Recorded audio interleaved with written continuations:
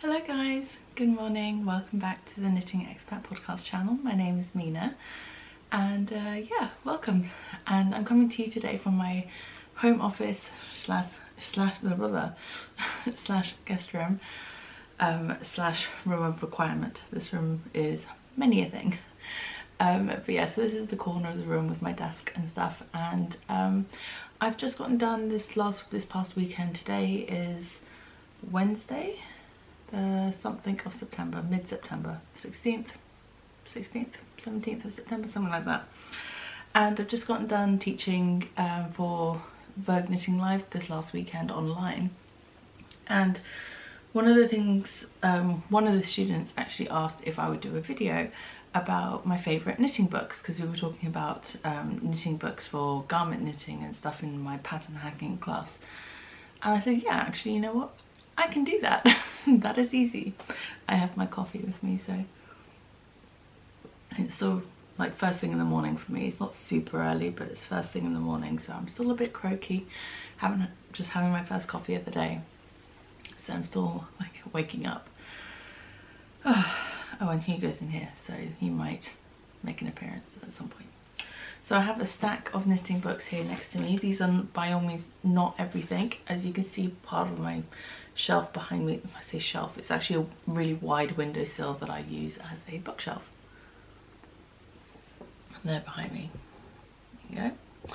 So it's not all my knitting books, but these are either books that I would consider my favourites, or books that I've used a lot and referenced a lot, or there's something else special about them that I wanted to talk about and let you guys know about. Now, this is in no way sponsored or gifted or anything like that. I bought all these books with my own money, or they were given to me as gifts for like Christmas or birthdays or whatever when I've asked for certain things. So they're not, no one's sent me these books or anything like that to talk about.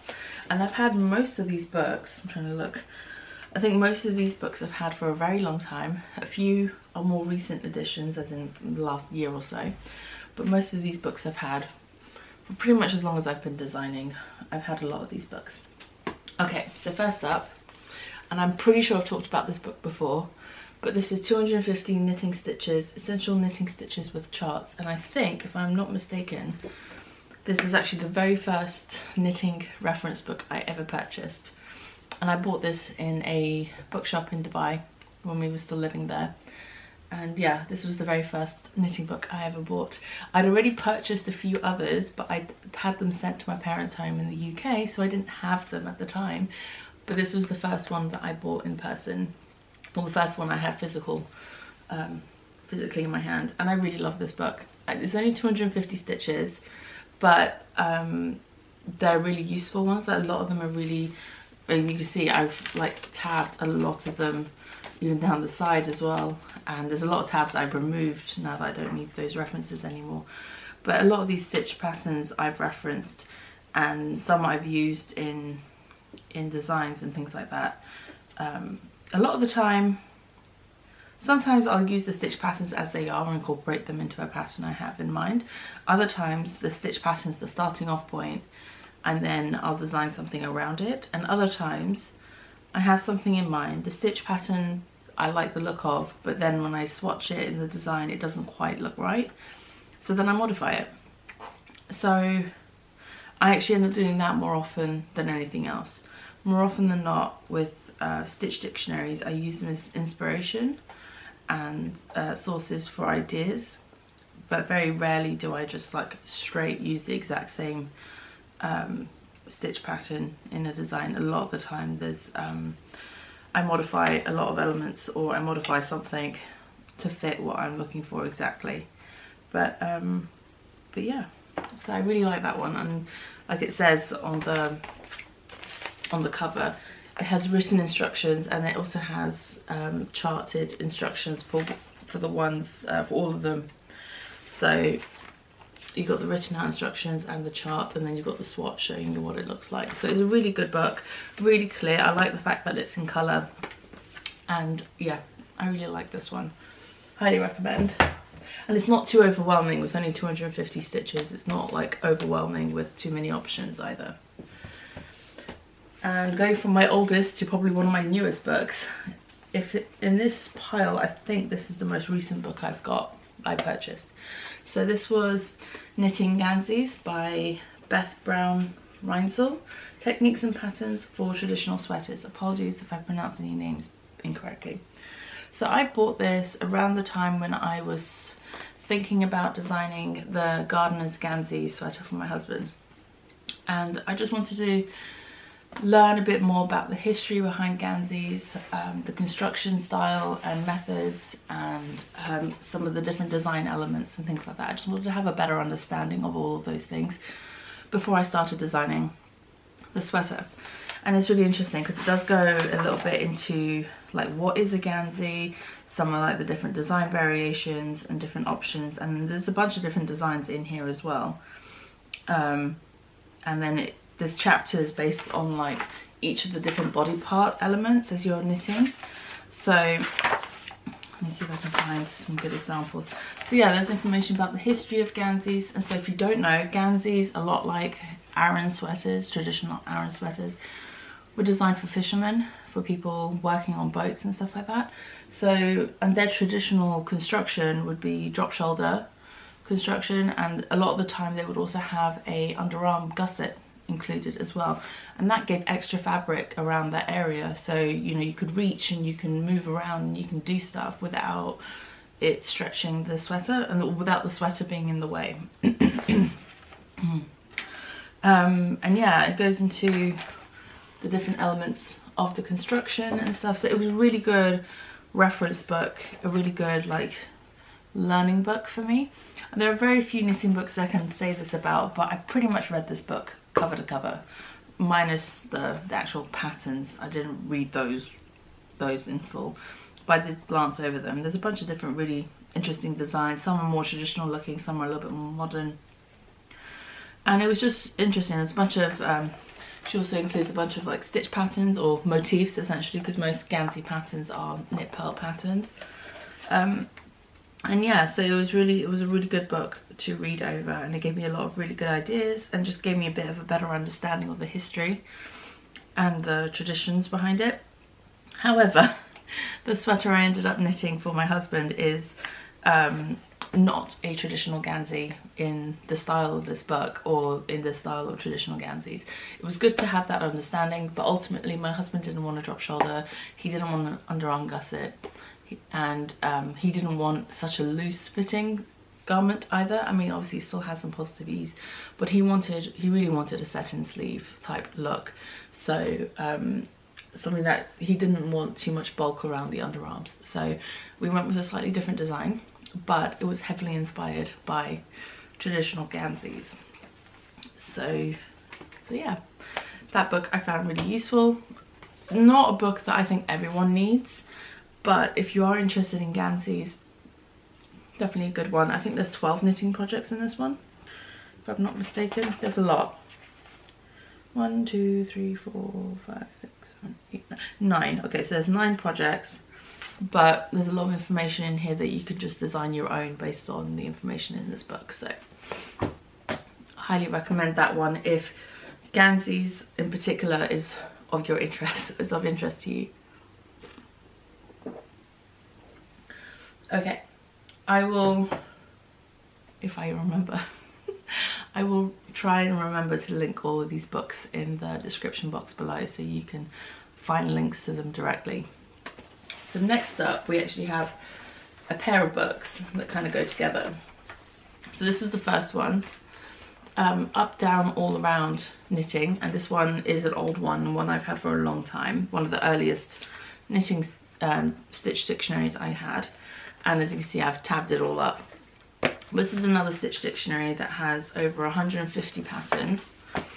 So, and I like this one because it's got a spider in it.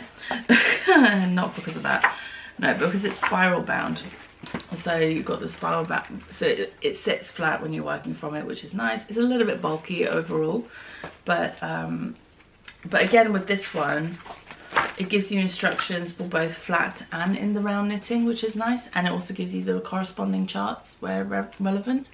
So I think that's actually really useful. And they have everything from like lace to texture patterns to cabling instructions. They have all sorts, but I like the fact that it gives both flat and in the round instructions, which is really nice. And at the end of each sort of like section, so they kind of have your standard knit purl section, and then you have like lace, and then you have cables.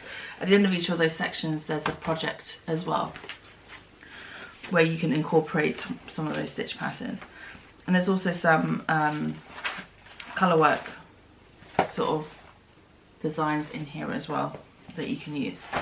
So all around pretty good. Not that many stitch patterns in there with only 150, but I do like this one. I've used it a lot as a reference and would recommend.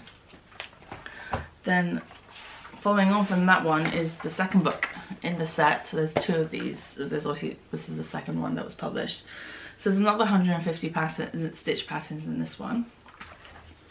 And a similar sort of concept. You get flat and in the round instructions, and charts for all the different designs. I don't want to hold them up for too long because I don't want to show off all the things. But this just sort of like adds to what was in the first book with more sort of stitch patterns and instructions. Same concept, flat in the round. Sometimes depending on the stitch pattern, I'm pretty sure I've seen versions where there's, yeah, there we go. So there's one here where there's actually 4 different variations of the pattern. So there's this one.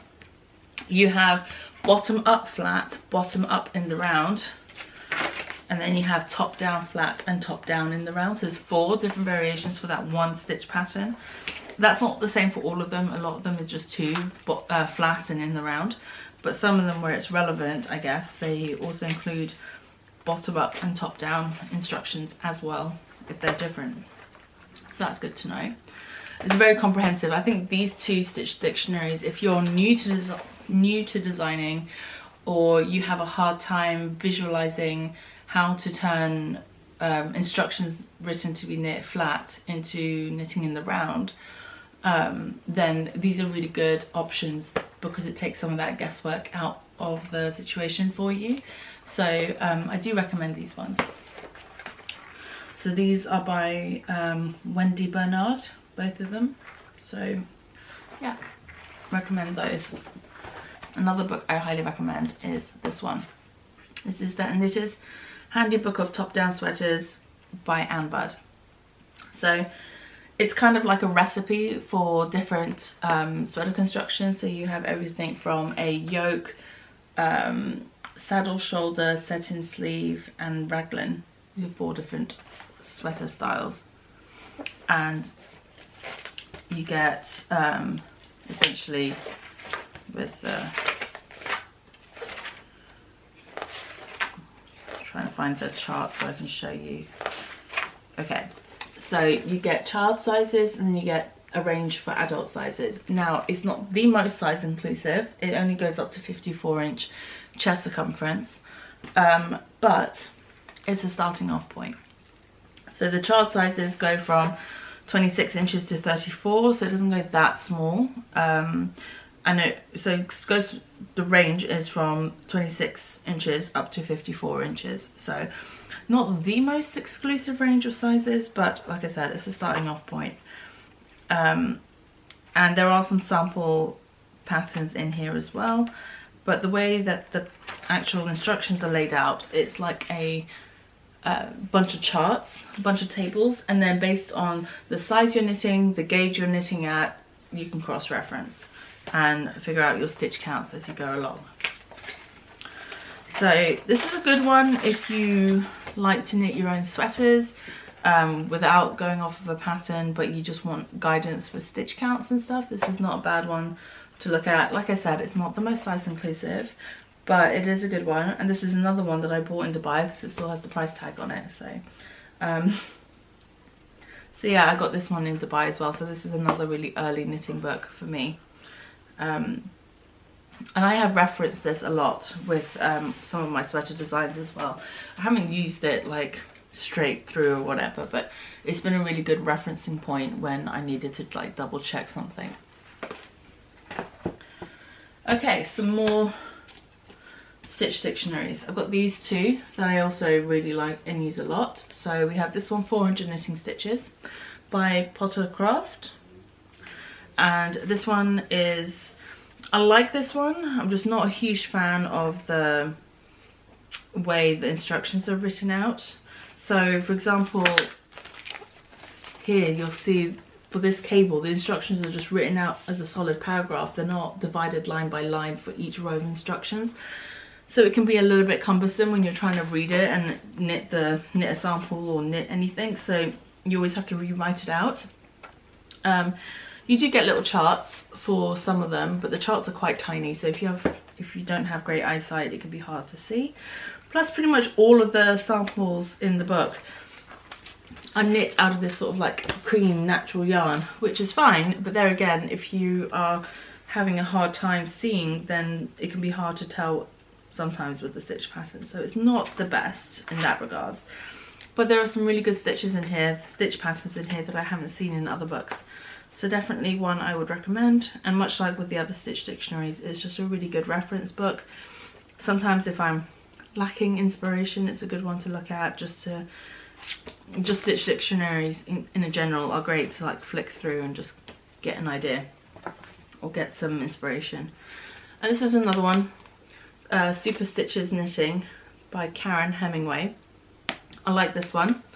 I think, if I'm not mistaken, this one has I always have to double check the abbreviations used in this one because some of the terminology is a little bit different than what I'm used to. But it has really nice clear photos, really clear instructions. They're written out line by line, which is nice. This one does not include charts for any of them, I don't think. I'm just trying to see if there's any charts included. There's no charts included. Oh wait, no, there are a couple of charts, but they're not as standard like with a couple of the other ones which had charts for every single design. But like the lacy ones and stuff do get charts, which is nice. Had a note stuck in there for one of the stitch patterns, and they have some colour work and other options as well in here as well. So yeah, it's pretty comprehensive. There's more than 300 stitches in this book, and I like it. This is another one that, as well along with the first one, I think this and that first one were some of the earliest books I got, and these were definitely ones that I reference pretty much all the time, especially in the early days. It's another book about sweaters, Amy Herzog's Ultimate Sweater Book. This is a really good book.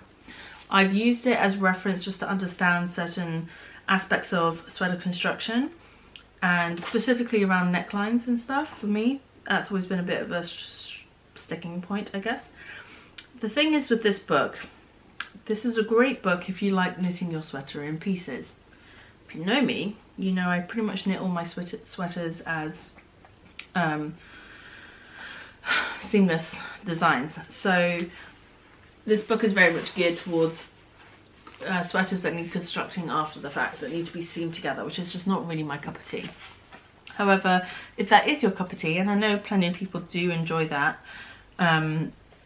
this would be a really great book, in like alternative to that Anne Budd book with the top-down sweaters. That's all seamless construction. This is pieced construction, so this is the alternative option for that in my book. I do like this one. I will keep it as like a reference book, and it's definitely one I do look at occasionally when I need specific sort of like a reference point for something, or there's something I want to double check. This book has lots of really good information as well, so I highly recommend that one. Only a few more books to go, I promise. Another one that I got a few years ago is this one, The Knitted Cable Sourcebook by Norah Gaughan. This is a stunning book.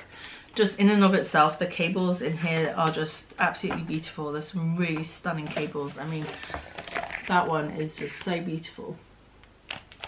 And yeah, so there's variations on different cables. There's all sorts of designs in here. There's everything from really complex, large scale designs and patterns to more basic, smaller scale cables, and there's all sorts of other like variations included. There's reversible cables, regular cables, and there's also information at the beginning about different cable terminology, which is helpful to understand. And there's also projects actually sprinkled throughout the book as well. There's a bunch of different knitting projects as well as just stitch patterns. That scarf is beautiful. Yeah, so this is definitely one I would recommend if you are a lover of cables. I definitely really enjoy this one, even just to flick through and look at the beautiful cables. So love this book. Definitely recommend. It's fairly heavy, but I love it.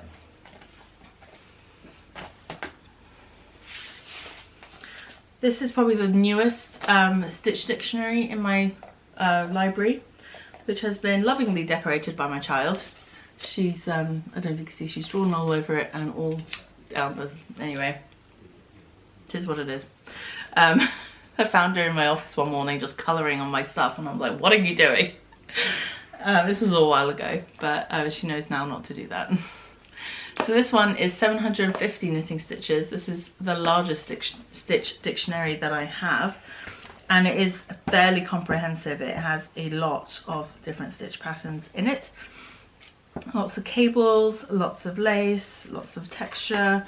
There's lots and lots of different options in here. If I'm not mistaken, this one doesn't include charts for, I mean, it includes charts for the Fair Isle or the colour work designs included in here. But I'm just looking quickly to see. I don't think this one, no, this one doesn't include charts. It does include some charts for the cables, some of them have charts, but then it's not like a standard throughout for all the different stitch patterns. So yeah, most of the cables do. The texture stitches don't have charts. There's not a lot in the way of lace stitch patterns in this book, I don't think. I'm trying to see. Oh no, there are, they're just further back. Let me see. Yeah, the lace patterns also don't have charts for them either. So these are some of the lacier patterns, they don't have charts. And I've just realised one of the knitting books I really like is, I haven't grabbed it off the shelf. Let me grab it. Don't want to leave this one out. This is also definitely a favourite. It's the Japanese Knitting Stitch Bible, 260 Exquisite Patterns by Hitomi Shida. I hope I got that name right. And it's been translated by Gaughan. Anyway, this was a fairly popular book a few years ago. Everyone was getting hold of this book, and for good reason, because the designs in here are stunning. There's some really beautiful patterns in here. Really beautiful designs, and I've definitely used a few of them in some of my patterns, and they are stunning. I really enjoy using them, and they have a very unique look. This stitch dictionary is very different to any other stitch dictionary I own. The designs and the patterns in here are very different, and I don't think this one actually includes any projects in it, which is fine. Oh no, it does have some at the end. It has the socks, hat, a few different things. And I like this one as well because there are some stitch patterns or some techniques or stitch combinations that are unique to this style of knitting. And whilst there is like a big old abbreviation section at the front with all the different symbols and stuff referenced, even so it's still a bit hard to tell what's going on sometimes. So there's a whole section at the back with photos of how to knit some of those different symbols that might be a bit unique, which is really handy. And I've definitely referenced this section a lot when knitting some of the stitch patterns. But that's definitely one I highly recommend if you, probably not for an absolute beginner, but if you're a more experienced knitter or a more advanced beginner / intermediate knitter and you're wanting to challenge yourself with some more interesting stitch combinations, definitely one I recommend looking at. The last book I want to talk about is this one. It's a bit of a beast. This is the Vogue Knitting Ultimate Knitting Book. I somehow ended up with 2 copies of this. I think there was a bit of a mix-up. I got a copy And then I think my mum got a copy for me for my birthday or for Christmas one year. Anyway, so I have a spare one going. I've been meaning to destash it and sell it on, but the problem is this book is so heavy. So posting it would be an absolute nightmare for anyone who's not in the UK. And even in the UK, postage would be quite a bit because this is a very heavy book. But yeah, if you are in the UK and you want a copy of this book, send me a message. You can email me at knittingexpat@gmail.com, and the first person to email me who wants this book, we can discuss price, and that's fine. It would be discounted obviously from the sale price, but yeah, it's brand new, the other copy. I haven't even opened it. So this is a really good, this is just purely a reference book. This has everything in it, from basic knitting techniques, yarns and supplies, cables, colour knitting, lace, circular knitting, directional knitting, more advanced techniques, how to understand instructions, correcting mistakes, finishing, designing sweaters, designing shawls, designing accessories, caring for knitwear, and embellishments. So this really covers pretty much everything, to be honest. You need to reference a skill or a technique or something, this is the one for you. Like, there's diagrams and images for all the different things shown in here. I will be honest, I haven't used this a huge amount, mainly because it's so big, but I have referenced it a few times for certain elements of sweater construction where I needed some help, like this really good like visual diagrams and stuff. Like, this is for top down short row set in sleeves, and this is, I can't remember if this is the exact technique that I use, but I use short rows in my set in sleeves when I do top down sweaters. So, you know, there's a reference point here if I needed to double check something, making sure I've got the instructions right, or that they make sense. You know, there's information about how to do button plackets and things like that. So it's really informative, really comprehensive, pretty good overall, I would say. So definitely one I would recommend, especially if you're wanting to branch into designing, because there's designing help in this one. There's like chapters on how to design certain things. So I do recommend it. It's big, it's heavy. I think it's a fairly expensive book. It's on the back, it's listed as being $40 US. So I'm sure you can get it for cheaper online, but definitely like an all-in-one kind of reference book, which I think is what it's basically meant to be. It's meant to be like the knitter's encyclopedia. Okay, I think I'm going to end it there. That's pretty much everything. I think that's a fair few books at this point. There's what, 5, 8, 10, 12. That's a good number. 12 knitting books that I highly recommend and have enjoyed using. Some are more specialized and more specific to certain niche areas, and others are more general. But all in all, I do love all of these books, and I have used them a lot and will continue using them a lot. So thank you again so much for joining me today. And if you have any suggestions or requests for videos like this sort of thing that you'd like to see me do, feel free to let me know. And yeah, I will see you guys again soon. All right, take care. Bye.